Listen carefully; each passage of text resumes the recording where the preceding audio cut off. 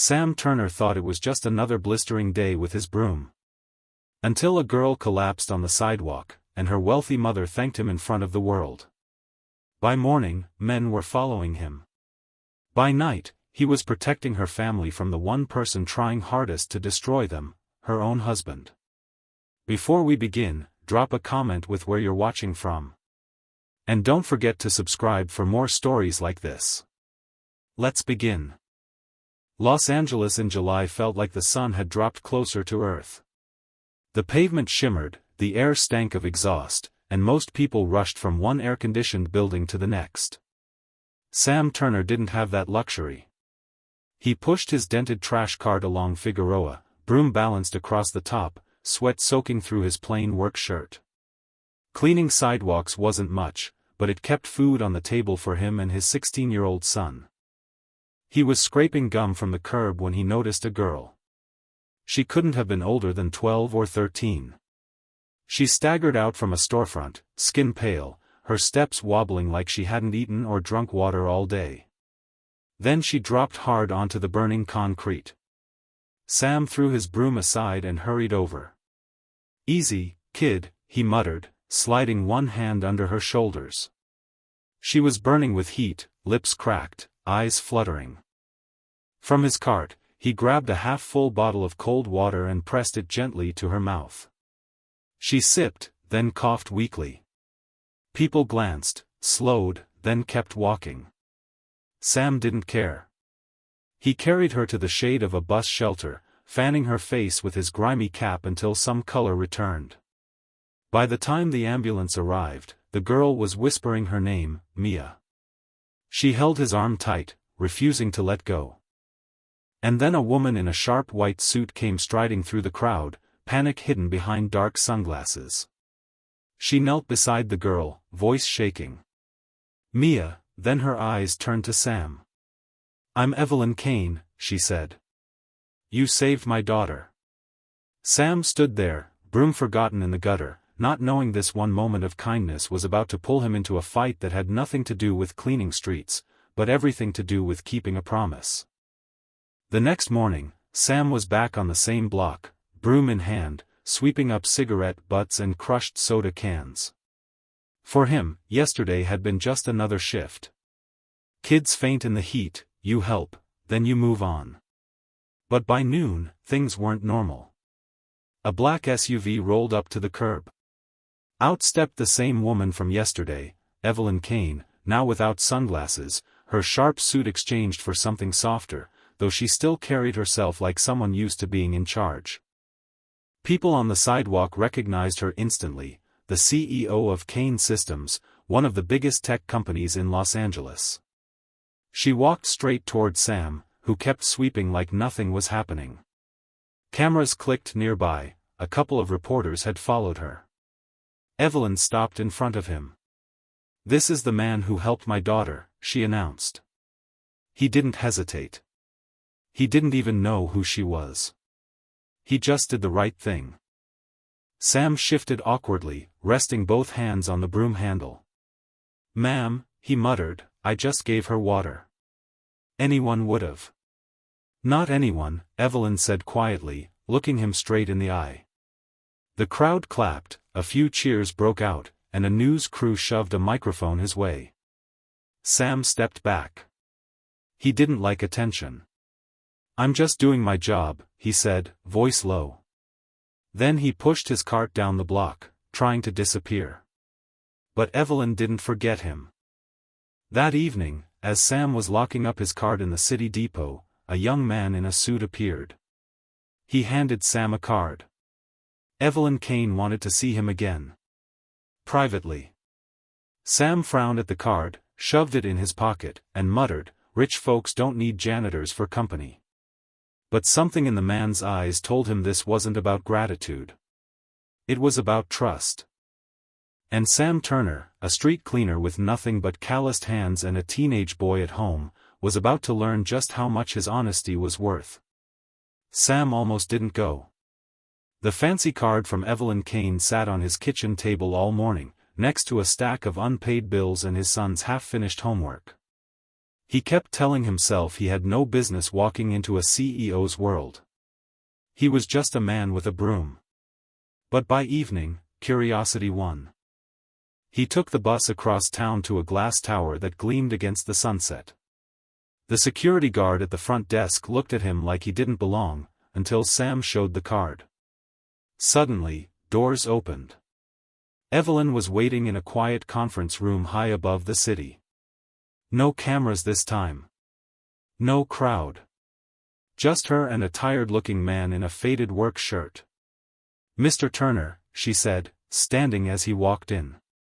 "Sam," he corrected, taking off his cap. She studied him for a moment. "Most people I deal with, they always want something. Money, influence, a contract. You didn't ask for anything. That's rare." Sam shifted uncomfortably. "Didn't do it for thanks. Kid needed help, that's all." Evelyn smiled faintly, but it didn't reach her eyes. "That's why I called you here. Because I need someone with nothing to gain. Someone I can trust." Sam frowned. "Lady, I sweep sidewalks. I'm not a lawyer, not a guard. You've got people for whatever you need." Her voice dropped lower. "Not for this. My company is under attack. Someone's inside our systems, hackers, leaking files, sabotaging operations. I can't trust anyone on the inside anymore." She hesitated. "Not even my husband." Sam blinked. That was the last thing he expected to hear. "Why me?" he asked slowly. Evelyn's eyes fixed on him. "Because you saved my daughter without asking who she was. Because you don't owe anyone in my world a thing. And right now, that makes you the safest person I know." Sam leaned back in his chair, shaking his head. "Ma'am, you're talking to a man who picks up beer bottles on Figueroa. What could I possibly do against people trying to ruin you?" Evelyn's answer was quiet but steady. "Be exactly who you are. A man who keeps a promise." Sam left the tower telling himself he'd walk away. Whatever storm Evelyn Kane was caught in, it wasn't his business. He had enough trouble keeping food on the table for his boy, Jake. A street cleaner doesn't mix with billionaires. But trouble has a way of finding men who don't want it. 2 nights later, Sam was sweeping outside a strip mall when his phone buzzed. Unknown number. He almost ignored it, but the voice on the other end made him freeze. "Sam, it's Evelyn. I need your help. Please." Her tone wasn't polished or commanding this time. It was raw, almost afraid. An hour later, Sam found himself at a quiet side street in Silver Lake. Evelyn stood beside her car, door open, hazard lights blinking. In the back seat, Mia sat curled up, wide-eyed. The windshield was cracked, spiderwebbed from a brick. "They followed us from the office," Evelyn whispered. "Whoever's behind this isn't just targeting the company. They want me scared. They want her scared." Sam looked at Mia, then back at Evelyn. "Cops?" he asked. Evelyn shook her head sharply. "If my husband really is behind this, he'll know everything I tell them before I finish the report. I can't risk it." Sam rubbed the back of his neck. He wasn't trained for this. He wasn't a soldier, not even a security guard. He was just a man with a broom and a stubborn streak. But then Mia's small hand pushed the door open, reaching out toward him. "Don't leave," she whispered. Sam swallowed hard. He thought of his own son, the years he'd promised never to let him feel unprotected like his younger brother once had. A brother who'd been left behind because no one stepped in. He gave a short nod. "All right. I'll stick around." For the first time that night, Evelyn exhaled. Relief softened her face. "Thank you, Sam. You don't know what this means." Sam glanced at the broken glass scattered across the pavement. He didn't say it out loud, but he knew exactly what it meant. Once you step into someone else's fight, you don't walk out the same man. By morning, Sam wished he'd walked away. He and Evelyn spent half the night moving her and Mia to a safe hotel under a different name. Sam sat in the hallway outside their room, half asleep in a chair, broom handle leaning against the wall like it meant something. At dawn, Evelyn slipped out with 2 coffees. "You didn't have to stay all night," she said softly. Sam shrugged. "Didn't feel right leaving." She handed him a cup. "You're the first person in years I haven't had to question." Before he could answer, his phone buzzed again. No caller ID. He answered, thinking it was Jake. Instead, a cold voice filled the line. "Mr. Turner. Street cleaner. You've wandered into the wrong alley." Sam froze. "Who is this?" "You think helping Evelyn makes you a hero?" the voice sneered. "We know where you live. We know about your boy. Step back, or you'll regret it." The line went dead. Sam sat there gripping the phone until his knuckles whitened. Evelyn's eyes searched his face. What did they say? He didn't answer right away. He thought of Jake at home, probably still asleep, probably cursing the broken toaster again. Then he looked at Evelyn. "They know about my son." Evelyn's lips parted, shock written across her features. "Sam. I'm so sorry." He stood, sliding the broom back into his hand like it was a weapon. "Don't be. Just means they made this personal." For the first time, Evelyn saw it. Under the quiet, worn-out exterior was a man who had lost before, and wasn't about to lose again. But as Sam left to check on Jake, one thought hammered in his chest: he'd promised to protect someone else's daughter. Now he had to protect his own. Sam found Jake safe at home, headphones on, lost in a video game. Relief hit him so hard he had to sit down. But it didn't last. On his kitchen table, under the stack of unpaid bills, was an envelope that hadn't been there yesterday. No stamp. No address. Just his name, written in sharp black ink. Inside was a single photo, Sam and Evelyn standing outside the hotel the night before. Across the bottom, scrawled in red marker, were the words, "She's lying to you." Sam's gut tightened. He grabbed the photo, stuffed it in his pocket, and went straight back to Evelyn. She was waiting in the hotel lobby, pale from lack of sleep. "Sam, what is it?" He laid the photo down on the table between them. Her eyes flickered, but not with surprise, with something closer to guilt. "Tell me the truth," Sam said, voice low. "Who's behind this?"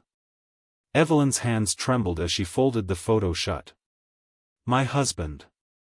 Daniel. He's been building the company with me since the beginning, but he's always wanted more control. And now he's using everything he can to take it. The leaks, the sabotage, it's him. He wants me out." Sam leaned back, jaw tightening. "And you kept this from me. I didn't know if I could trust you." Her eyes met his. "But last night, when you stayed in that hallway for hours with nothing but a broom, I knew." Sam's first instinct was to walk away. This wasn't his fight, rich folks tearing each other apart over power. But then he thought of Mia clinging to him, whispering not to leave. And of Jake, the boy he swore would never feel abandoned like his late brother had. He exhaled slowly. "All right. If your husband's the one pulling strings, then you're gonna need more than lawyers. You're gonna need someone who doesn't scare easy." Evelyn nodded. "That's why I called you." Sam didn't smile. "Then let's make something clear. I'm not here for your company. I'm here because I made a promise, to your little girl." The first strike came 2 nights later. Sam had moved Evelyn and Mia into a small rental house on the east side, nothing fancy, peeling paint, squeaky floorboards, but quiet enough to go unnoticed. Sam slept in a chair by the front door, broom propped beside him like a guard dog. Around 2 a.m., a sound woke him. Not the hum of traffic. Not the rustle of the old window fan. This was softer. A click. A door handle turning. Sam was on his feet in seconds. The knob jiggled once, twice. Then the lock popped. The door swung inward an inch before Sam shoved it back with his shoulder, sending the intruder stumbling. A man in black, ski mask pulled low, knife in hand. "Stay down," Sam barked, slamming the broomstick into the man's wrist. The knife clattered to the floor. Another shadow appeared in the hall, a second man. Sam swung hard, catching him in the ribs. Both intruders scrambled backward, retreating faster than they came. Tires squealed outside as a car peeled away into the night. Evelyn appeared in the hallway, clutching Mia close, eyes wide with terror. "Sam, what?" "They weren't here to scare you," Sam said, breathing hard. "They were here to finish it." He picked up the knife and set it on the table. "Your husband's not just after your company anymore. He wants you gone." Evelyn's voice shook. "Why are you still helping us? You could walk away. Protect your son. No one would blame you." Sam looked at Mia, trembling but safe in her mother's arms. His voice was steady. "Because I once lost someone when nobody stood up. I won't make that mistake again." Evelyn swallowed, staring at him like she was seeing not a cleaner, but something more solid. "Then we stand together." For the first time in years, Sam nodded not out of politeness, but out of resolve. Together.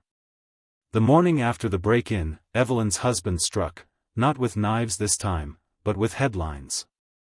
Every news channel in Los Angeles carried the same story: CEO Evelyn Kane in crisis, secret ties to city worker. Photos of Sam escorting Evelyn and Mia from the hotel plastered the screen. Talk show hosts speculated about the street cleaner and the heiress. Sam stood in his small kitchen, Jake beside him, staring at the TV. Jake's face was tight with worry. "Dad, they're talking about you." Sam shut the set off with one jab of his finger. "Doesn't matter what they say. All that matters is keeping you safe." But it did matter. By noon, men in suits appeared outside his building, flashing badges he didn't recognize, asking neighbors questions. By evening, the city had reassigned him, pending review of conduct. His broom, his cart, his routine, gone. When Sam stormed into Evelyn's safe house, she looked up from her laptop, guilt all over her face. "I tried to warn you. Daniel has the money, the lawyers, the press. He'll burn anyone to keep control." Sam slammed the knife from the break-in onto the table. "Then we stop playing defense." Evelyn blinked. "What do you mean?" Sam leaned in, voice low. "You said the leaks are coming from him. Fine. Then we dig. We find the proof. He can buy the press, but he can't bury the truth forever." For a long moment, Evelyn just stared. Then a slow, grim smile formed. "You really are insane, Mr. Turner." Sam shrugged. "Maybe. But if I'm already ruined in the papers, might as well make it count."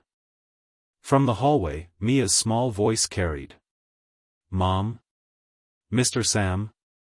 Are we gonna be okay?" Sam straightened, softer now.